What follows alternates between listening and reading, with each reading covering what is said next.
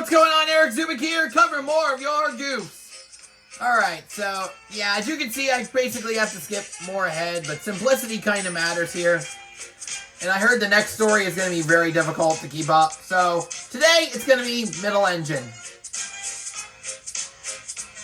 So let's head on down to Sodor, where there's the middle philosophy that's happening. Not in a good way.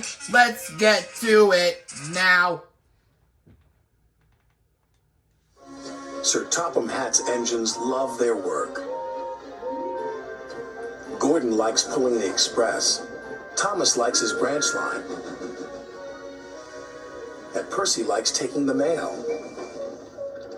But none of them likes being a middle engine. It's no fun being stuck in the middle. One morning, Percy was cheerfully collecting coal cars from the smelter yards, where Harry and Bert... There's two Goofs. Harry and Bert are in between James because footage later in the story. And also, we got wonky eyes.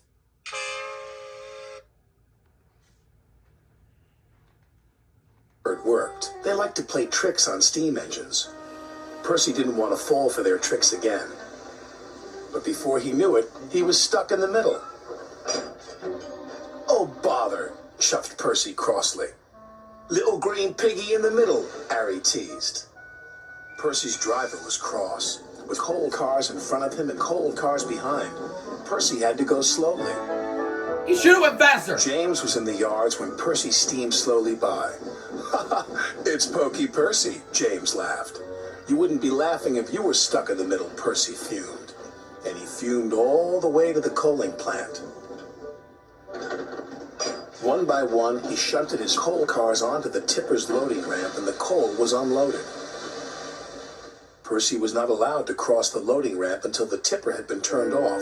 It was against the rules. But as soon as his driver and fireman left, there was trouble. Henry arrived to pick up coal. He bumped into the coal cars, and the coal cars bumped into Percy. Yeah, there's a couple things wrong with it. Henry pushed Percy onto the tether twice. And he was not fastened to the tether the first time. And eventually he was. And you think that's the end of those Goofs? You thought wrong. Percy was pushed onto the loading ramp. The pistons have changed not once, but twice.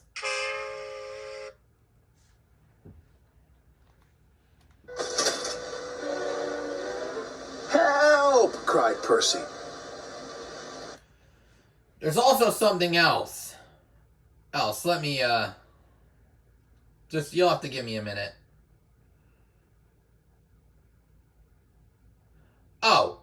Oh yeah, that's right. The wheels do not have counterweights either. Or as Percy's being lifted. Percy was hoisted up,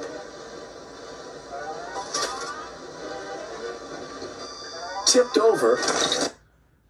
Yeah, I have a question. Where are the tracks?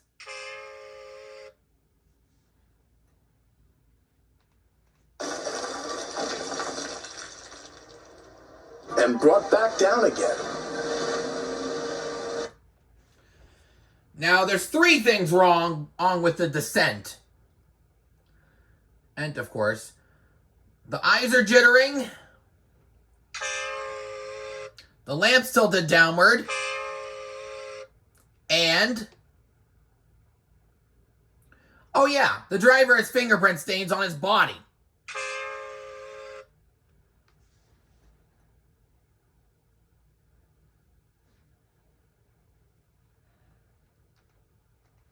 After Percy was lowered back onto the ground, the manager was very cross. "You have caused confusion and delay," he...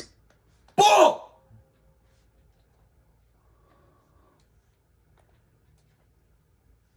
Oh, it's not Percy's fault. It was frickin' Henry that pushed him on. So shouldn't the bigger engine cause confusion and delay over that midget? said. I'll have to report this to Sir Topham Hat. That night, Sir Topham Hat spoke severely to Percy. I'm very disappointed in you, Percy, he said. You know it's against the rules to go on to the Tipper's loading ramp. He didn't know because the driver and fireman left him and Henry pushed him on. So to which I respond to the false rumors of yours. Sorry, sir. No, you're not. Sadly, but it wasn't my fault. It's because those diesels made me a middle engine. Nevertheless, you will shunt freight cars in the yards until I can get to the bottom of this. Bah, said James, thinking no one could hear. I can handle those diesels with bent buffers and a busted boiler. Then you will do Percy's run to the smelter, said Sir Topham Hat. Yes, sir, said James. The next day, James arrived at the smelter. He was determined not to be tricked by Harry and Bert. Hello, James, oozed Harry. Come to learn a thing or two from those who know. Just get my freight cars ready and stay out of my way. James got wonky eyes. Hey, huffed James importantly. As does Bert. Wait, why am I marking that again? I pointed that out earlier. Yes, sir, Bert chimed greasily. James cheerfully backed up to his freight cars. He was certain he had fooled Harry and Bert, but he was wrong. Little red piggy in the middle, chortled Harry. Just like Percy, jeered Bert. I am not like Percy, huffed James. I'm not a middle engine, and I'm not moving. And he didn't. When Sir Topham Hat heard the news, he sent Percy to fetch James. This made Percy happy. He buffered up to James and took him, along with all the freight cars, to the docks.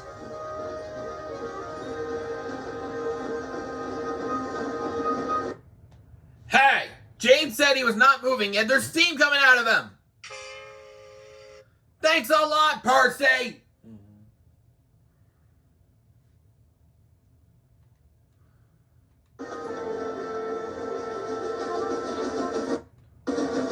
Oh, let's go back for a minute, too. James. This There's made another Percy thing. happy. He buffered up to James and took him. Yeah, there's a second late. Yeah, sound effect was a second late.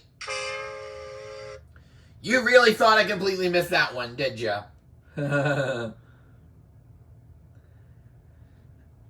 Anyway. Along with all the freight cars to the docks.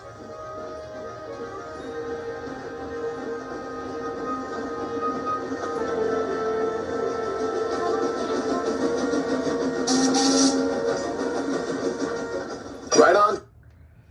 Uh-oh, Percy's steam platform is visible. Time, said the manager. But what is that big red engine doing in the middle? Learning, Percy replied. Learning what? Learning to be a middle engine, Percy laughed. James covered himself in steam, hoping no one would recognize him. But it was no good. There was only one big red engine on the island, and everyone knows his name is James. I should go back to the manager now that I think about it. Right on. Unfortunately, we have a hole in the right arm. And now it's the end of the story. If I miss any goofs, leave a comment down below. Don't forget to like this video if you enjoyed. Do not forget to subscribe if you haven't done so already. And turn on all post notifications so you will not miss a single upload. This has been Eric Zuick signing off for now. Catch you guys at the next station. All aboard!